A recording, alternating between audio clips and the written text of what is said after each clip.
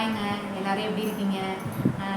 Long video போட்டு ரொம்ப நாள் ஆகுதுங்க. நேற்று ஒரு வீடியோ போட்டேன், பண்ணலான்னு போனது. டெய்லி குக்கிங் அது இதுன்னு என்ன வீடியோஸ் போடுறதுன்னு எனக்கு தெரியலைங்க. சரி, எனக்கு தெரிஞ்ச ஏதோ ஒரு வீடியோஸ் போட்டுட்ருக்கேன். சரி, பிடிச்சிருந்தா பாருங்கள், லைக் பண்ணுங்கள், ஷேர் பண்ணுங்கள், நம்ம சேனலுக்கும் சப்ஸ்கிரைப் பண்ணுங்கள். ஏதோ நம்ம சும்மா வீட்டில் இருக்கிறதுக்கு ஏதோ ஒரு வீடியோஸ் போடுவோம். ஏதாவது வீடியோ போட்டு நம்மளும் ஃபஸ்ட்டு நம்ம தனியாக இருக்கிறோம். வீட்டில் வந்து எல்லா கடைக்கு போயிடறாங்க, பிள்ளைங்க ஸ்கூல் போயிருக்குங்க. நம்ம ஃபுல் டே வீட்டிலே தான் இருப்போம். உமன்ஸ் பொதுவாகவே லேடிஸ் எல்லாமே வீட்டில் தான் இருப்பாங்க. அவங்களுக்கு தனியாக இருக்கிறது ரொம்ப போரிங்காக இருக்கும். அதனால தாங்க பாதி இந்த யூடியூப் ஸ்டார்ட் பண்ணதே அதனால தான். சரி, நம்ம கூட யாராவது நம்மளோட ஃபீலிங்ஸை சொன்னால் கமெண்ட்ஸில் நிறைய பேர் சொல்கிறாங்க, பாசிட்டிவாக பேசுகிறாங்க. நிறைய சொந்தங்கள் கிடைக்கும், அவங்க மூலமாக பேசிக்கலாம், நம்ம பண்ணலாம் அப்படிங்கிற மாதிரி தான் பேசலாம். எல்லாரோடையும் நம்மளோட ஃபீலிங்ஸை சொல்லலாம், அவங்களும் நம்ம கூட ஷேர் பண்ணிக்குவாங்க. அப்படி ஒரு 2 பேருக்கும் ஒரு இன்ட்ராக்ட் இருக்கும். அப்படிங்கிற மாதிரி தாங்க நான் ஸ்டார்ட் பண்ணது. ஓகேங்க, நம்ம ரீல்ஸ் இதெல்லாம் பிடிச்சி சப்போர்ட் பண்ணி நமக்கு கொஞ்சம் சப்போர்ட் பண்ணுங்கள். இன்றைக்கி வந்து நான் பொதுவாக இந்த பதிவு போடுறது வந்து இன்றைக்கி ஒரு காலையில் ஒரு வீடியோஸ் பார்த்தேங்க. அந்த வீடியோஸ் பார்த்ததுலேருந்து எனக்கு ரொம்பவே மனசு கஷ்டமாக ஒரு மாதிரி பாரமாக இருந்துச்சுங்க. சரி, அதை வந்து உங்களோட ஷேர் பண்ணிக்கலாம் அப்படிங்கிற மாதிரி தாங்க, அதனால தான் அந்த வீடியோஸ் எடுக்கிறேங்க.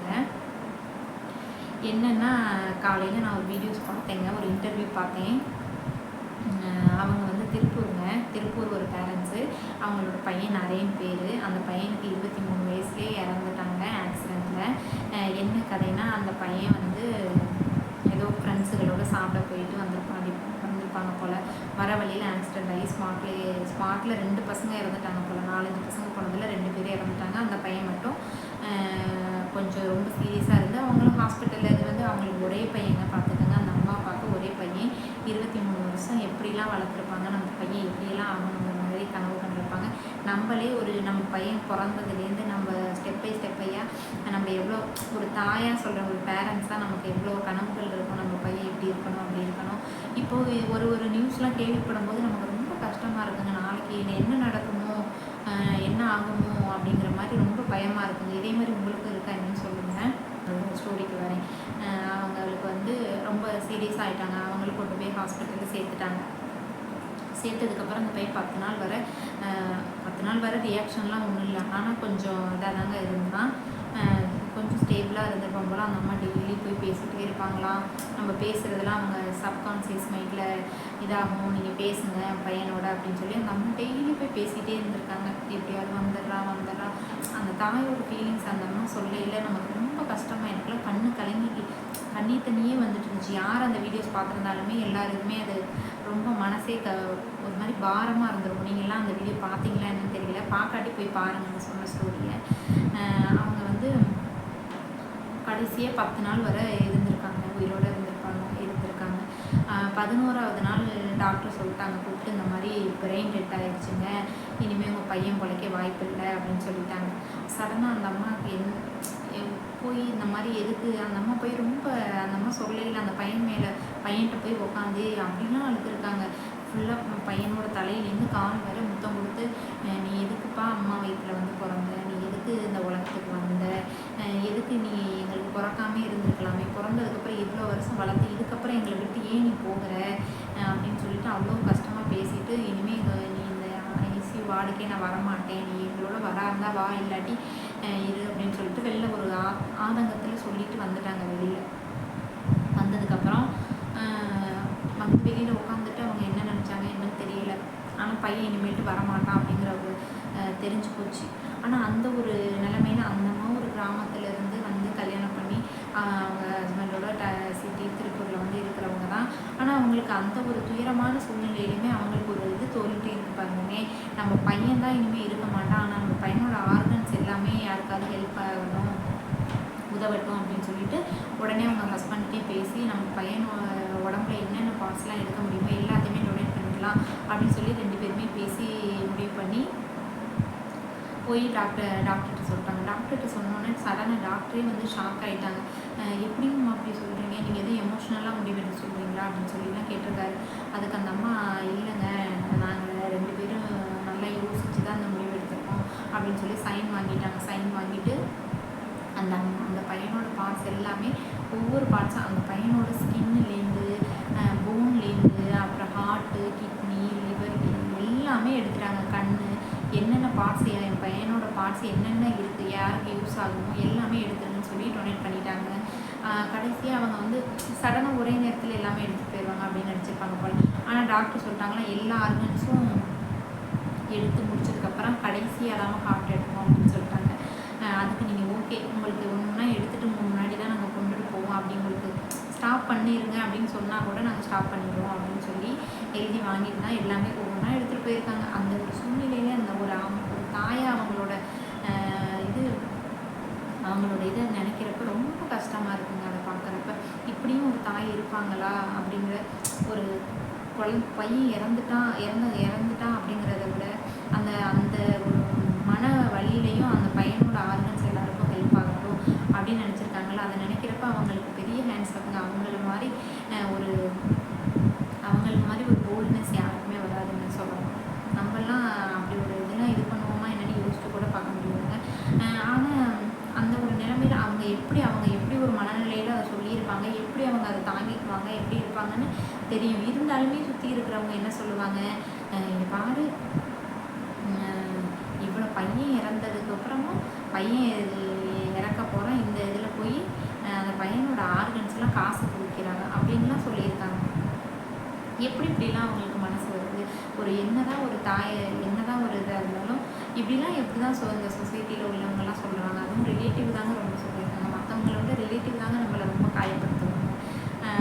அந்த மாதிரிலாம் சொல்லியிருக்காங்க. அவங்க அந்த நிலைமையில அவங்களோட கான்சியஸ்லேயே இல்லை. அவங்க அதை எழுதி கொடுத்துட்டாங்க, ஆர்கன்ஸ் எல்லாம் எடுத்துட்டாங்க. அதுக்கப்புறம் அவங்க ஃபேஸ் பண்ணதெல்லாம் ரொம்ப கஷ்டமான இருந்தது.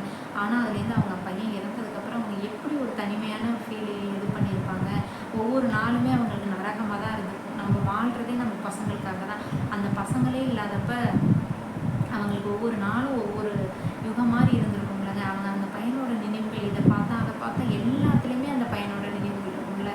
அப்படி இருக்கிறப்ப நம்ம கொஞ்சம் கொஞ்சமாக ரெக்கவர் ஆகி வந்து தானே ஆகணும். எப்படி நம்மளோட விதி முடிகிற வரை நம்ம இருந்து தான் ஆகணும். நம்மளாம் சாக முடியாது. கடவுள் எப்போ கூப்பிட்றாரோ அப்போ நம்ம அப்போ தான் போக முடியும். அதுவரை நம்ம இந்த உலகத்தில் இருந்து தான் ஆகணும். எல்லாத்தையும் ஃபேஸ் பண்ணி தான் ஆகணும். அவங்களும் கொஞ்சம் கொஞ்சமாக சரி மூவ் ஆன் பண்ணி வரலாம் அப்படின்னு சொல்லி வரையில அப்பயும் இந்த சொசைட்டி அவங்க விடலை. பாரு ஒரு ஏதாவது ஒரு ஃபங்க்ஷனுக்கு அழைப்பு வைக்கிறாங்கன்னு வச்சுக்கோங்க, ஒரு ஃபங்க்ஷனுக்கு போகிறாங்கன்னு வச்சுக்கோங்க, போகாமல் இருந்தாலும் வரலைன்னு சொல்லுவாங்க. போனதுக்கப்புறமும் இங்கே பாரு பையன் அவங்கள ஒரு பாவமாக பார்க்குறது அந்த மாதிரி பண்ணவே கூடாதுங்க. ஒரு இழப்பு நடந்துச்சு, அவங்கள அதை அவங்களே மறக்க முடியாதுங்க. இருந்தாலும் அதை மறக்கணும்னு நினச்சாலுமே இருக்கிறவங்க அவங்களுக்கு ஞாபகப்படுத்திகிட்டே இருப்பாங்க. ஒரு மாதிரி அவங்கள வந்து ரொம்ப பாவமாக பார்க்குறது, ஒரு மாதிரி அதுக்குள்ளேயும் பாரு வந்துட்டா ஃபங்க்ஷனுக்கு அப்படின்ற மாதிரி சொல்கிறது, அதுக்குள்ளேயும் பாரு பூ வச்சிருக்கா எப்படி ட்ரெஸ் பண்ணியிருக்கா அப்படின்லாம் சொல்லுவாங்க. இந்த சொசைட்டியே அப்படிதாங்க. எனக்கு தெரிஞ்சே நிறைய பேருக்கு இந்த மாதிரிலாம் பண்ணியிருக்காங்க. அவங்க சொல்லையெல்லாம் எனக்கு அதாங்க ஞாபகம் வந்துச்சு. ஒரு வீட்டில் ஒரு பையனோ ஒரு பிள்ளையே இறந்துட்டான். அவங்க வந்து வீட்டுக்குள்ளேயே முடங்கிடணுங்க. அவங்க வந்து எந்திரிச்சு வரவே கூடாது. ஒரு மூலையிலே இருந்து அழுதுகிட்டு ஒரு சோகமாகவே தான் இருக்கணுமே ஒழிய வெளியில் எந்திரிச்சு வரவே விட மாட்டாங்க. வந்துட்டு இங்கே பாரு பிள்ளைங்க இல்லை, அதுக்குள்ளேயும் இப்படி சிங்காரிச்சிட்டு போகிறா, அவெல்லாம் பெற்ற தாயா அப்படிங்கிற மாதிரிலாம் சொல்கிறாங்க. இப்படிலாம் சொல்கிறதுக்கு மனசு வருது அப்படின்னே தெரியல. ஆனால் எனக்கு இந்த நியூஸ் காலையில் பார்த்ததுலேருந்து இந்த வீடியோஸ் பார்த்ததுலேருந்து ரொம்ப கஷ்டமாக இருந்துச்சுங்க.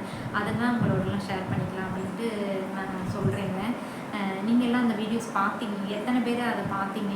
அந்த அம்மாவுக்கு ஒரு விருதுகள் கூட கொடுத்தாங்க. புண்ணிச்சிறகையிலையோ இதுலையோ அந்த அம்மாவுக்கு ஒரு அவார்டு கொடுத்துருக்காங்கங்க. எனக்கு தெரிஞ்ச அந்த அம்மா அப்பா வந்து வாழும் தெய்வங்கள் தான் சொல்லணும். அவங்களுக்கு வந்து பெரிய கோடி, அவங்களால இன்றைக்கி இத்தனை பேர் உயிரோட வாழ்கிறாங்கன்னா அது ஒரு பெரிய ஹேண்ட்ஸ்அப் தான் சொல்லணும். அவங்க பையனோட ஆர்கன்ஸ்னால இன்றைக்கி 4-5 உயிர் வாழ்ந்துங்க.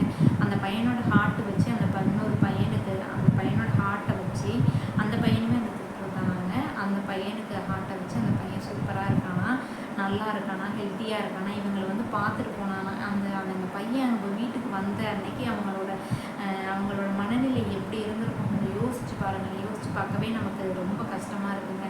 ஓகேங்க, இதாங்க நான் எதுக்கு சொல்ல வரேன்னா, என் லைஃப்லேயுமே இந்த மாதிரி ஒரு சின்ன இது நடந்திருக்குங்க. சின்னன்னு சொல்ல முடியாது, பெருசு தான். எனக்குமே ஒரு 2வது ஒரு பேபி பிறந்து, ப்ரீடம் பேபி பிறந்து ஒரு 1 மந்த்லேயே இறந்துட்டாங்க. அந்த வழியிலேருந்து மீண்டு வரவே எனக்குலாம் ரொம்ப நாள் ஆச்சு. என்னடா போகும், பைத்தியம் முடிச்ச மாதிரி யாரையும் பார்க்க தோணாது, யாரையுமே பார்க்க தோணாதுங்க. அந்த இதில் யார் ஃபோன் பண்ணாலும் எனக்கு பேச தோணாது, யாருமே நமக்கு ஆறுதலாக பேசினா நமக்கு டென்ஷன் ஆகும், எங்கேயாவது ஓடி போயிடலாங்கிற மாதிரி தோணும். அந்த சூழ்நிலையில் எனக்கே அப்படி இருந்துச்சுங்க. எனக்கு இப்போ ஒரு 3 வருஷம் 4 வருஷம் இருக்குங்க இது நடந்து. அதுவே அதனால எனக்கு இவங்க பேசுகிறத பார்த்தோன்னே எனக்கு ரொம்ப கஷ்டமாயிருச்சுங்க. எல்லா தாய்க்குமே அவங்க பேசுகிறத பார்த்தா, ஒரு தாயினோட மனநிலையிலிருந்து பார்த்தா எவ்வளோ பெரிய கஷ்டம். ஒரு குழந்தை இல்லாத, ஒரு பிள்ளை இல்லாத ஒரு உலகத்தில் இனிமேல் வாழணும்னா அது எவ்வளோ பெரிய கஷ்டமாக இருக்கும் பாருங்கள். ஓகேங்க, நீங்களும் அந்த வீடியோஸ் பார்த்துருந்தீங்களா என்னன்னு சொல்லுங்கள். உங்களோட ஃபீலிங்ஸ் எப்படி இருந்துச்சு என்னன்னு சொல்லுங்கள். ஏதோ எனக்கு கொஞ்சம் கஷ்டமாக இருந்துச்சு. இப்போ நான் அந்த மனபாரத்தெல்லாம் இறக்கி உங்கள்கிட்ட வச்சுட்டேங்க. ஓகேங்க, இந்த வீடியோஸ் பிடிச்சிருந்தா லைக் பண்ணுங்கள், ஷேர் பண்ணுங்கள், மறக்காமல் சப்ஸ்கிரைப் பண்ணுங்கள். ஓகேங்க, பாய். நீங்களும் இதே மாதிரி ஏதாவது இருந்தால் என் கூட ஷேர் பண்ணிக்கோங்க. ஓகேங்க, பாய்ங்க.